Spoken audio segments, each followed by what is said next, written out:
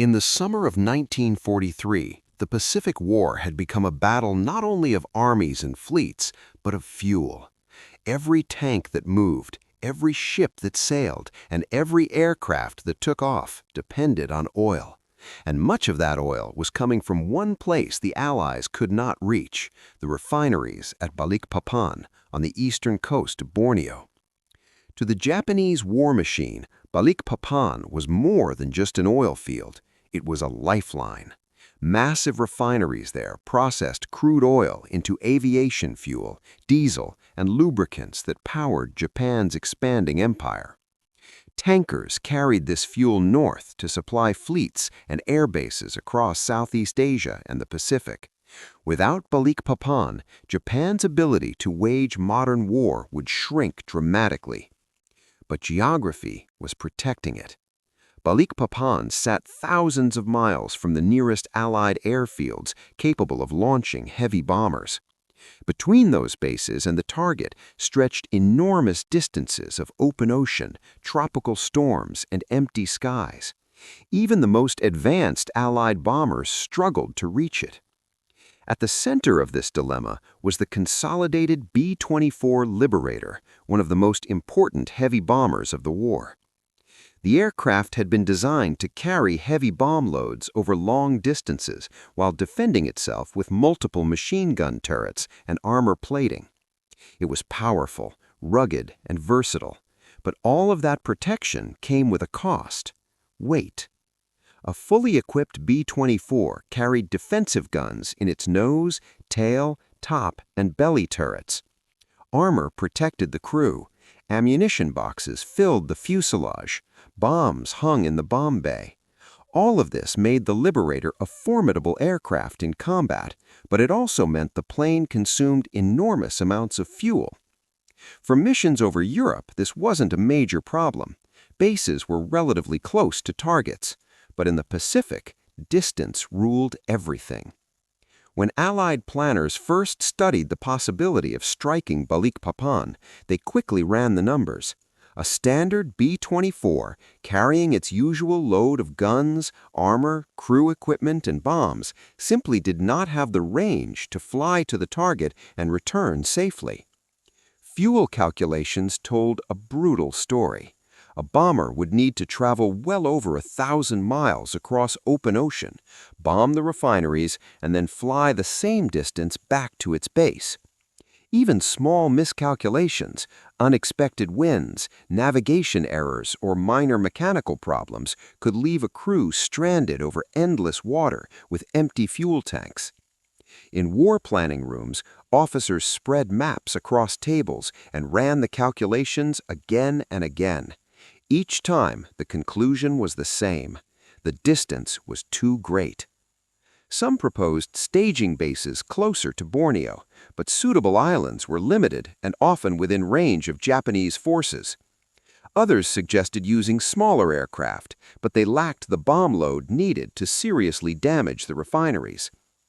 The B-24 Liberator seemed like the only bomber capable of carrying enough explosives to make a difference. Yet the very design that made it effective in combat also made the mission nearly impossible. Military planners looked at the fuel curves, the aircraft weight, and the projected range. The math simply did not work. To many senior officers, the conclusion was obvious: the Balikpapan refineries were effectively untouchable. And that reality had consequences, because the Japanese believed the same thing. From their perspective, Balikpapan lay safely beyond Allied reach. While Japanese forces defended many forward bases with heavy anti-aircraft guns and fighter patrols, rear areas like eastern Borneo were far less protected. The distance alone seemed to guarantee safety. Japanese commanders assumed that no Allied bomber could fly that far, strike the refineries, and still make it home. As a result, Balikpapan became one of the most important and most vulnerable energy centers in the Japanese Empire. Meanwhile, far to the south in Australia, American airmen studied the same maps and the same calculations. They knew exactly how important Balikpapan was. The base of operations for many of these bombers was located in the remote northern regions of Australia, where heat, dust, and isolation defined daily life. Airfields were carved out of rough ground, often surrounded by jungle or scrubland. Crews lived in tents or simple wooden structures, flying missions across enormous stretches of ocean and islands. These men belonged to bomber groups tasked with striking Japanese supply lines and bases scattered across the Pacific theater. Many of their missions were already long and dangerous. Navigation alone could be terrifying. A small mistake in heading could send a bomber hundreds of miles off course with nothing but water below. Even so, the idea of reaching Balikpapan kept returning. Intelligence reports confirmed the scale of the oil facilities. Storage tanks, cracking towers, pipelines, docks, and refineries stretched along the coastline. Destroying even a portion of the complex could disrupt Japanese fuel production for months. Every pilot and navigator understood what that meant. Hit the fuel and you weaken the entire enemy war machine. But the numbers still stood in the way. Standard operational guidelines existed for a reason. Aircraft were designed with specific weight limits, fuel margins, and safety requirements. Crews carried defensive weapons to survive fighter attacks. Parachutes were mandatory. Armor protected pilots and gunners from enemy fire. All of these systems existed because experience had proven their necessity. Yet those same safety features were exactly what made the Balikpapan mission impossible. The heavier the bomber, the more fuel it burned, and the more fuel it burned, the shorter its range became. In planning meetings, some officers quietly wondered whether the aircraft itself could be changed, not redesigned, that would take months or years, but modified in the field. What if the bomber carried less weight? What if the things designed to protect the aircraft were removed? It was a radical thought. Removing guns and armor would leave the aircraft vulnerable. Stripping equipment could violate regulations. Even discussing such changes pushed against military doctrine. But desperate problems sometimes produce dangerous ideas. Some pilots and engineers began to look at the Liberator not as a fixed machine, but as a collection of parts. Every gun turret, every plate of armor, every box of ammunition had weight, and every pound removed meant slightly more range. They started to ask a simple question: how much weight could be removed before the aircraft stopped being a bomber and became something completely different? It sounded reckless. A heavy bomber without guns was no longer a fortress in the sky. It was a slow, unprotected aircraft filled with fuel and explosives. One enemy fighter could destroy it in seconds. But the Pacific was vast, and the further a mission traveled, the less likely it was to encounter enemy interceptors. Some aviators began to believe that distance itself might become their protection. Still, most commanders rejected the idea outright. Military doctrine emphasized protection, discipline, and standard equipment. Removing weapons and armor from a combat aircraft sounded like madness. In official discussions, planners continued to label the Balikpapan mission with the same word: impossible. The calculations were clear, the margins were too thin, the risks were too high. From the perspective of headquarters, there were simply too many things that could go wrong. A small navigation error, a slight increase in headwinds, a minor fuel leak. Any one of those could doom an entire crew to vanish somewhere over the Pacific Ocean. And yet, among certain pilots and engineers, the idea refused to die. Because sometimes, in war, the difference between impossible and possible is not technology. It is the willingness to ignore the rulebook.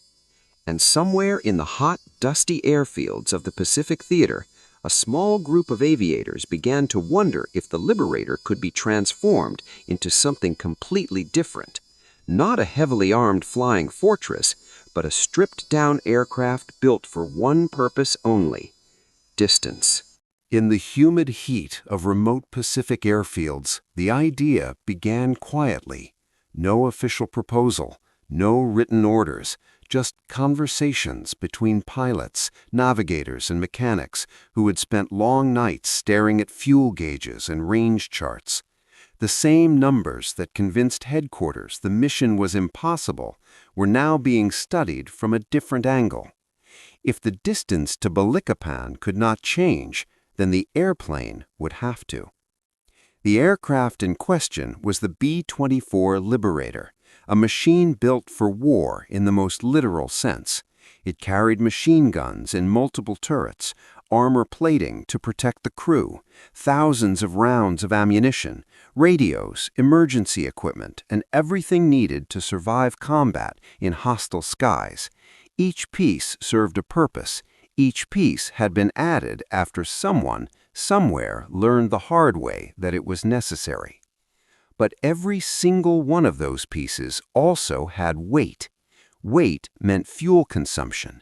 Fuel consumption meant shorter range. So the question slowly emerged among the crews: what if the bomber did not need to fight? The Pacific Ocean was enormous. If a bomber flew far enough from major Japanese bases, the chances of encountering enemy fighters dropped dramatically. Radar coverage was limited. Interceptors were concentrated near important defensive zones. A lone aircraft appearing unexpectedly over a distant refinery might face little opposition. It was a gamble, but war was already full of gambles. The first step was simply curiosity. Mechanics and engineers began examining the Liberator with new eyes.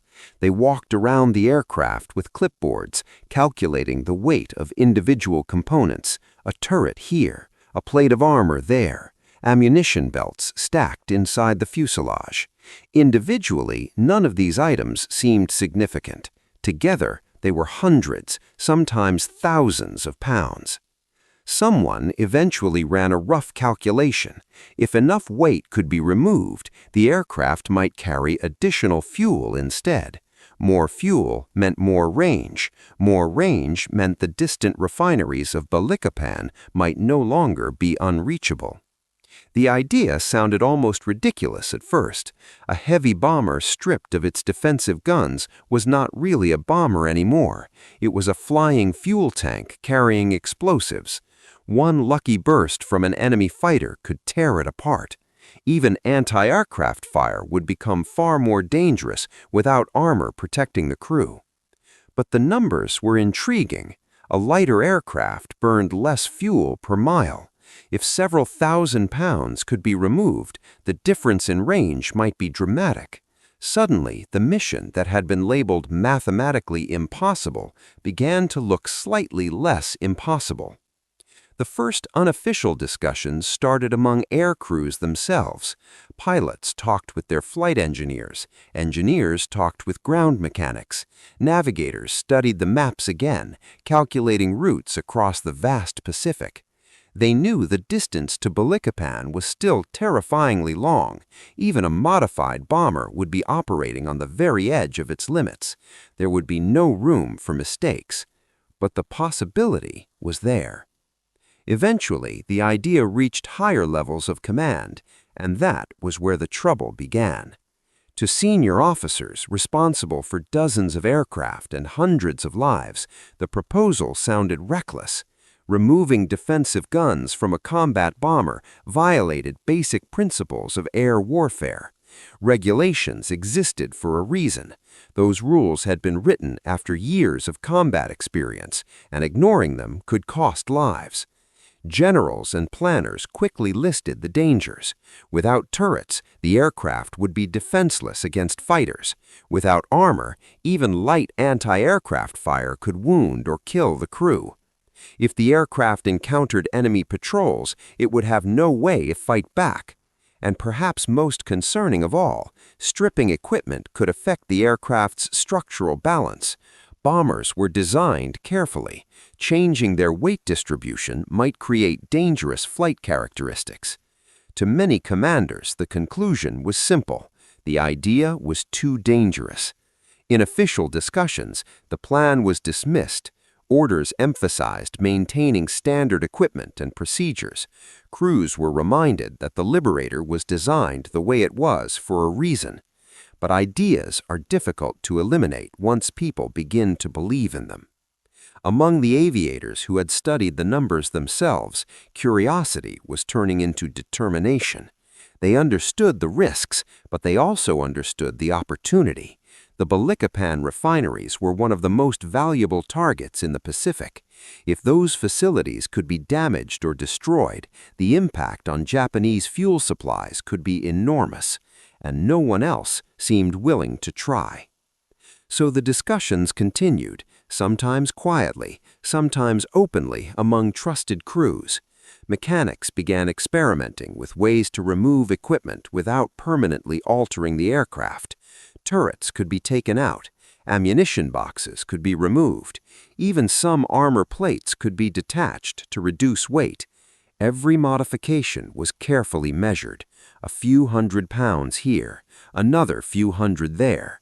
Gradually, the total weight savings began to grow. One aircraft undergoing these changes looked strangely different. Without its heavy gun turrets and armored panels, the Liberator's sleek lines became more visible. Parts of the internal structure could be seen more clearly. Mechanics joked that the bomber looked like a skeleton of its former self. The nickname stuck, skeleton bombers. The name captured both the appearance and the risk. These aircraft would be stripped to the bare essentials, just engines, fuel, a small bomb load, and a crew willing to fly into enemy territory without the protection that normal bombers relied on. Of course, removing equipment created a new problem: fuel storage. If the aircraft was going to travel extraordinary distances, it needed more fuel than its standard tanks could carry. Engineers began installing additional fuel containers wherever space allowed. Some were placed in the bomb bay. Others were fitted into unused areas inside the fuselage. The aircraft slowly transformed into something unusual. It still carried bombs, but much of the aircraft's internal space was now devoted to fuel. Range had become the entire mission. The crews who volunteered for these modified aircraft understood exactly what they were accepting. Without defensive guns, they could not fight enemy fighters. Without parachutes, sometimes removed to save additional weight, escape might be impossible. If something went wrong over the ocean, the outcome would be brutal. But there was also a strange sense of excitement among the volunteers. Aviators were used to taking risks, and this mission represented something new. It was not just another bombing run against a known target. It was an experiment, a challenge against the limits of physics, engineering, and courage. As more calculations were completed, navigators began plotting the actual route. The path would stretch across enormous sections of ocean, far beyond the range of most Allied patrols. Navigation would rely on stars, compass headings, and precise timing. Any error could mean disaster.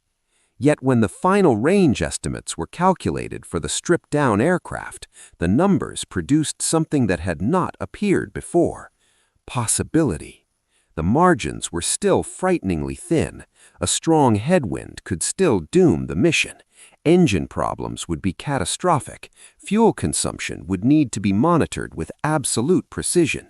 But for the first time, Balikpapan was no longer beyond reach. It was just barely within it.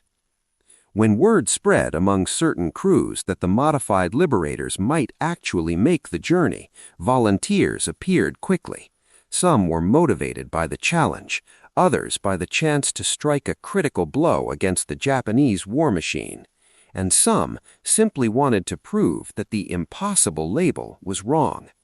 Yet even as the aircraft were being quietly modified and the crews prepared, one enormous obstacle remained: official approval. Because the very features that made the skeleton bombers capable of reaching Balikpapan were the same features that terrified senior commanders. Flying thousands of miles over open ocean in a stripped-down aircraft sounded less like a mission and more like a suicide flight. Many generals believed it should never happen. But the crews preparing those unusual liberators had already made their decision. If distance was the enemy, they would defeat it by removing everything that stood in their way, even if it meant flying into enemy territory in aircraft that had been stripped down to their bones. The night air over the remote Pacific airfield was thick with heat and tension. Ground crews moved quietly beneath the wings of several unusual-looking B-24 Liberators. Anyone familiar with the aircraft could immediately see that something was different. The heavy gun turrets that normally gave the bomber its intimidating appearance were gone. Armor plates had been removed. Inside the fuselage, extra fuel tanks occupied spaces where ammunition boxes once sat. These were not ordinary bombers anymore. They were the stripped-down aircraft the crews had begun calling the skeleton liberators. Under dim lights, mechanics performed final checks. Fuel lines were inspected again and again. Oil levels were measured. Every bolt and rivet mattered now, because the aircraft would be pushed farther than the designers had ever intended. The mission ahead would stretch the Liberator to the edge of its limits. For the crews preparing to climb aboard, the most frightening number wasn't the distance to the target, it was the distance back. The flight would last nearly 17 hours. Thousands of miles of open ocean separated the base from Balikpapan, and almost every mile would be flown without friendly territory below. If an engine failed, if navigation drifted off course, or if the fuel calculations proved even slightly wrong, there would be no emergency airfields waiting below. Only water. Inside one of the aircraft, the pilot ran his hand across the control panel, double-checking the instruments. Fuel gauges were the most important indicators on the entire dashboard tonight. The extra tanks inside the fuselage carried just enough fuel to make the trip possible. Not comfortable, not safe, but barely possible. The navigators were already studying their charts under dim red lights. Navigation over the Pacific in 1943 was an art as much as a science. There were no satellites, no digital maps, no automatic guidance systems. Crews relied on compasses, dead reckoning, and celestial navigation. At night, the stars themselves became reference points. A slight error in heading could mean drifting hundreds of miles off course before anyone realized it. And drifting off course meant burning precious fuel. Each crew understood the brutal mathematics of the mission. The fuel carried aboard their aircraft had been calculated carefully. It allowed for the long journey to Borneo, the bombing run over Balikpapan, and the return flight across the ocean. But the margin for error was frighteningly small. Strong headwinds could increase fuel consumption. Unexpected storms could force detours. Even flying slightly lower or higher than planned could change the engine efficiency. Every decision during the flight would affect the numbers. When the final briefing ended, the crews walked toward their aircraft in silence. The night sky above the airfield was clear, revealing thousands of stars, the same stars that would guide them across the ocean. Engines began to start one by one. The sound of 4 large radial engines roaring to life was powerful enough to vibrate the ground. Flames flickered briefly from the exhaust stacks as the engines warmed up. Mechanics stepped back from the propellers, giving the pilots the signal that everything was ready. Inside the cockpit, the pilot pushed the throttles forward slightly and watched the engine gauges respond. This aircraft was now carrying far more fuel than usual and far fewer defensive systems. It felt lighter in some ways and strangely vulnerable in others. Once airborne, there would be no turning back. When the first Liberator began rolling down the runway, the entire aircraft trembled under the weight of fuel and bombs. The pilot held the controls steady as the engines roared at full power. The long runway rushed beneath the wheels. For a moment, it seemed as if the heavy bomber might refuse to leave the ground. Then, slowly, the wings generated enough lift. The aircraft climbed into the dark sky. One by one, the skeleton bombers followed, lifting off into the Pacific night and forming a loose formation as they turned toward the northwest. Ahead of them lay one of the longest bombing missions attempted in the war. The first hours of the flight were tense but relatively calm. The aircraft droned steadily through the darkness, their engines producing a constant vibration that filled the fuselage. Crew members spoke only occasionally, conserving energy for the long hours ahead. Below them stretched the endless Pacific Ocean. There were no lights, no ships, no islands visible in the darkness, just black water reflecting faint starlight. Inside the unpressurized bomber, temperatures began to drop as the aircraft climbed to cruising altitude. At high altitude, the air grew thin and freezing cold. The Liberator had never been designed to provide comfort to its crew. Pilots and gunners wore heavy flight suits, gloves, and oxygen masks. Even with the protective clothing, the cold slowly crept into the aircraft. Condensation from breath formed frost along parts of the metal interior. Hours passed. The steady rhythm of the engines became hypnotic. Every so often, a crew member would check the fuel gauges again, carefully recording the readings. The numbers had to match the calculations. If fuel consumption increased even slightly, the entire mission might fail. Somewhere far below, unseen waves rolled across the ocean. The navigators continued their quiet work, comparing compass headings with star positions and estimated wind drift. Small corrections were made throughout the flight to keep the bombers on the narrow path toward Borneo. At this distance from Allied territory, rescue was impossible. Every man aboard understood that reality. If an engine failed, the aircraft might not have enough power to stay airborne for the entire journey. If 2 engines failed, ditching in the ocean would become inevitable. Survival in those waters could be measured in hours. But turning back was not an option anymore. After several hours of flight, the aircraft had already crossed the point where returning safely to base would require as much fuel as continuing forward. The mission had passed the line of no return. Now the only way home was through the target. As dawn slowly approached in the eastern sky, the horizon began to glow faintly. The darkness faded, revealing scattered clouds below the bombers. Somewhere beyond those clouds lay the island of Borneo. Inside the cockpit, the pilot leaned forward slightly, scanning the distance. The engines continued their steady roar, but the fuel gauges were already beginning their slow, inevitable drop toward empty. The aircraft had traveled farther than most bombers ever flew in a single mission.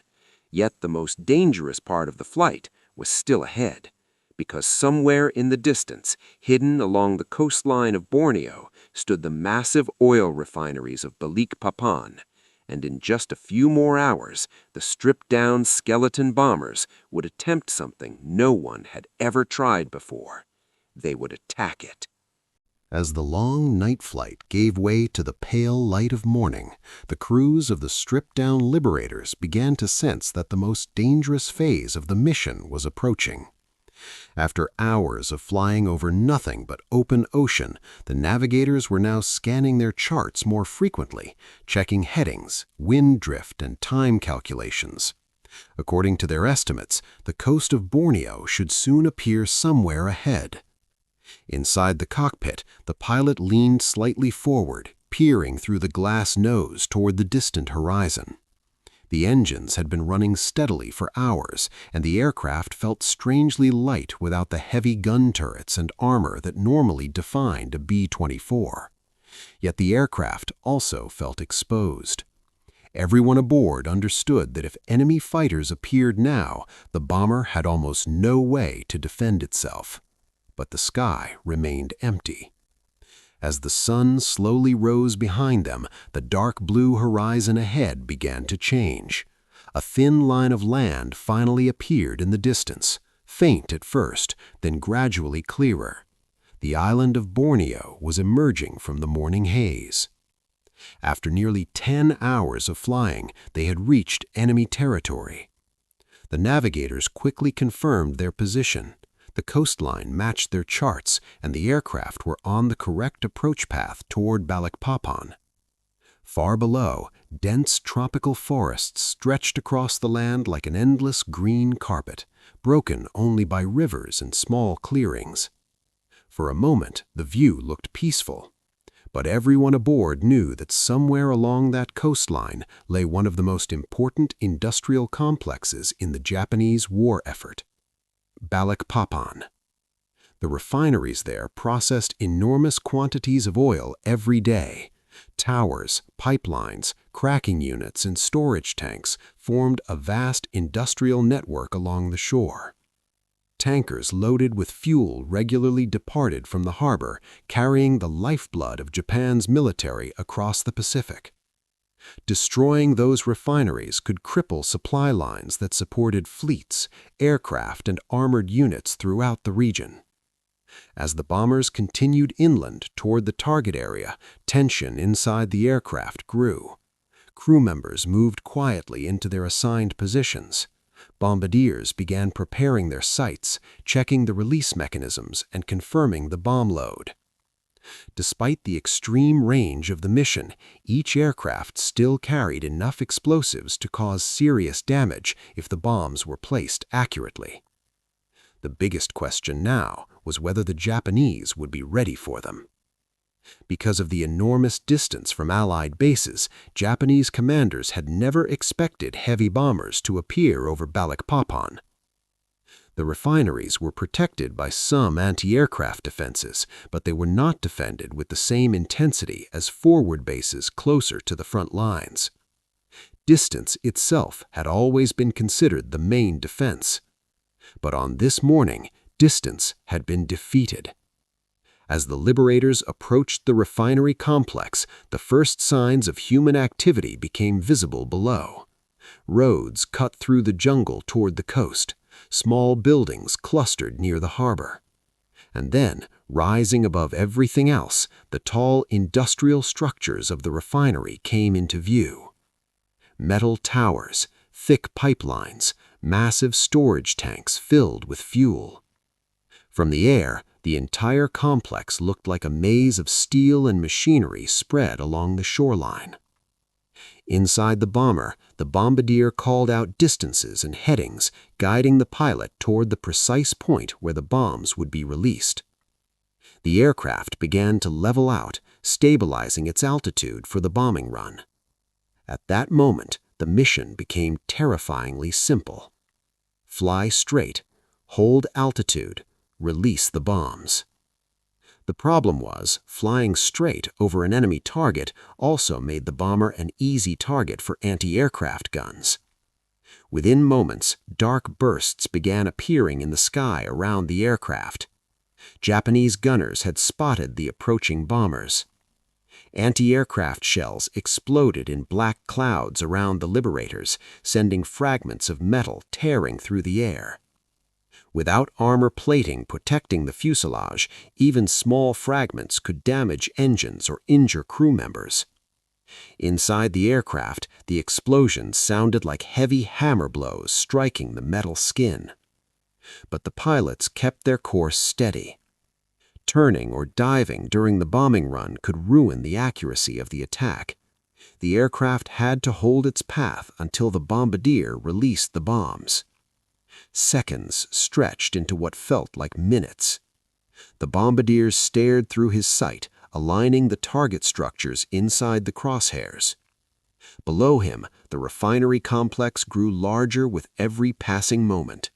Storage tanks, cracking towers, and pipelines were now clearly visible. Then came the command: bombs away. With a sudden jolt, the heavy explosives dropped from the bomb bay and fell toward the refinery below.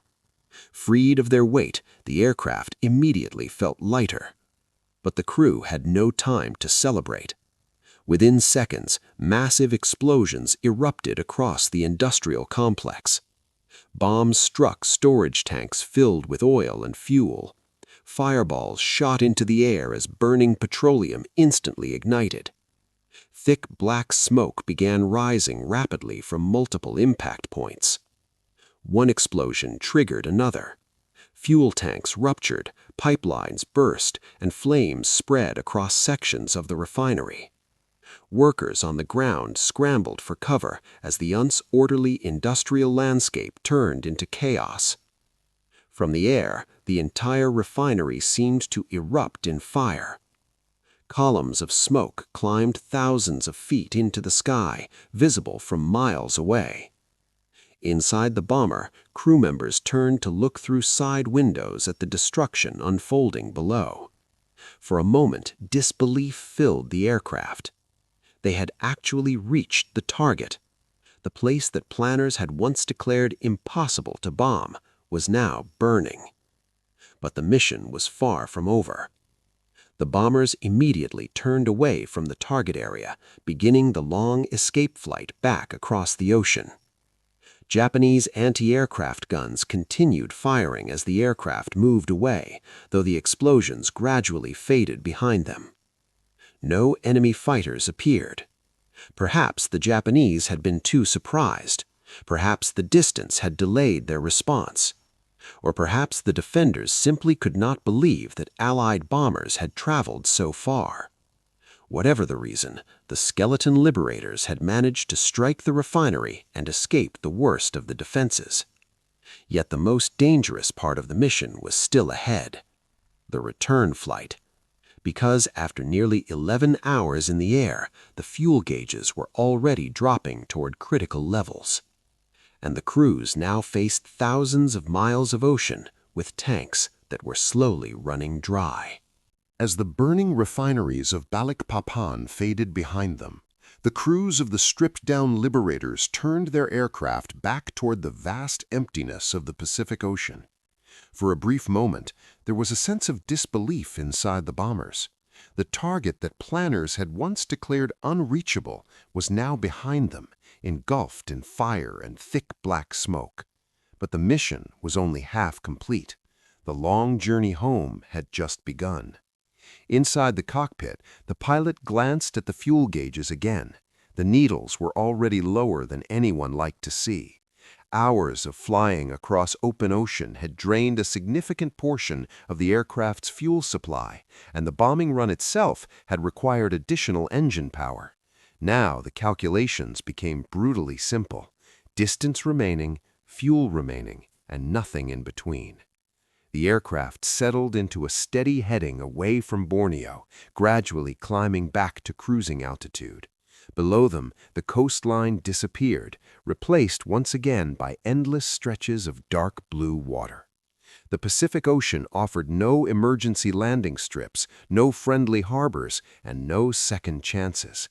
If the numbers were wrong, the aircraft would simply run out of fuel somewhere over open water.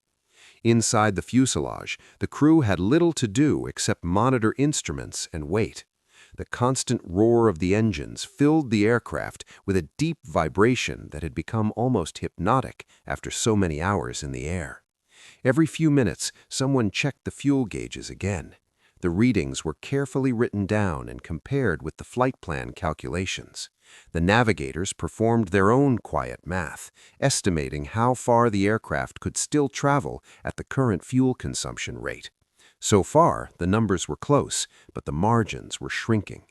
The sun climbed higher in the sky as the bombers continued southward across the Pacific.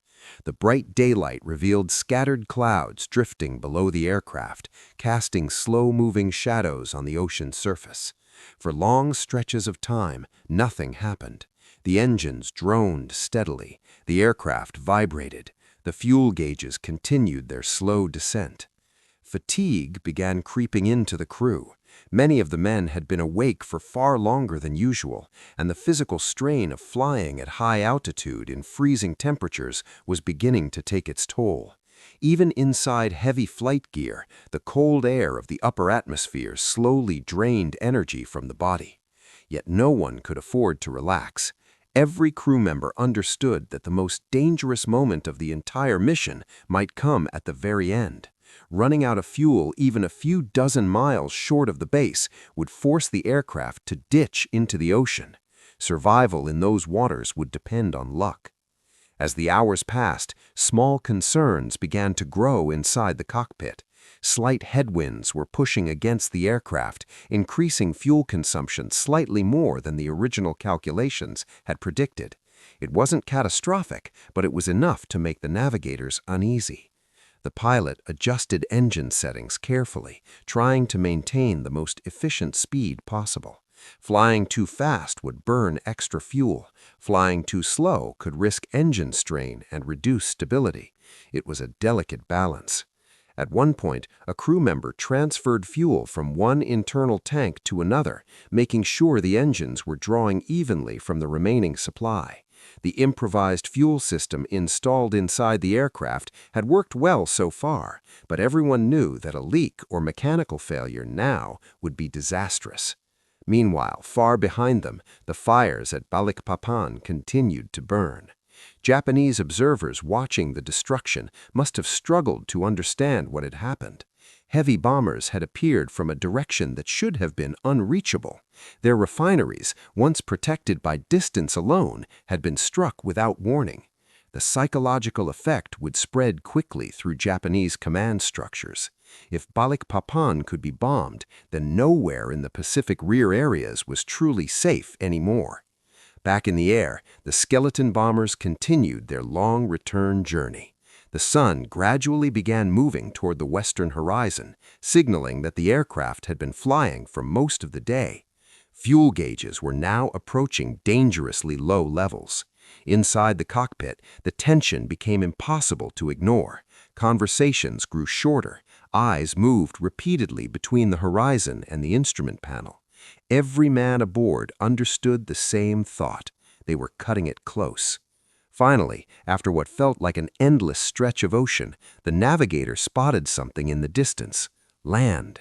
At first, it appeared only as a faint smudge along the horizon, barely visible through the haze. But as the aircraft continued forward, the shape became clearer. The coastline of northern Australia was slowly emerging from the blue distance. A wave of relief moved through the crew. They had made it. But even now, the fuel situation remained critical. The aircraft still needed to reach the airfield, descend, and land before the tanks ran completely dry. The pilot carefully guided the Liberator toward the base. As the runway finally came into view, ground crews below looked up in surprise. Many of them had not been sure the aircraft would return at all. When the bomber's wheels finally touched the runway, the engines were still running smoothly, but the fuel tanks were nearly empty. Other skeleton bombers landed soon afterwards, each one arriving with similar fuel margins. The crews climbed out of their aircraft exhausted, cold, and aware that they had just completed one of the longest and riskiest bombing missions of the war. News of the operation spread quickly through Allied command. The mission that planners had once dismissed as mathematically impossible had succeeded. The stripped-down Liberators had flown thousands of miles across the Pacific, struck one of Japan's most important oil refineries, and returned safely. The success forced military leaders to reconsider their assumptions about distance and air power. If bombers could be modified to reach targets once considered unreachable, entire regions of the Pacific suddenly became vulnerable. Japanese commanders now faced a new problem. Rear areas that once had been considered safe were no longer beyond the reach of Allied aircraft. Air defenses had to be expanded. Resources had to be diverted to protect distant installations. Fighters and anti-aircraft guns were now needed in places that had previously been ignored. A single daring mission had changed the strategic map. For the men who flew the skeleton Liberators, however, the lesson was simpler. They had proven that sometimes the most powerful weapon in war is not thicker armor, heavier guns, or stronger engines. Sometimes it is the willingness to take an idea that everyone else calls impossible and fly it anyway.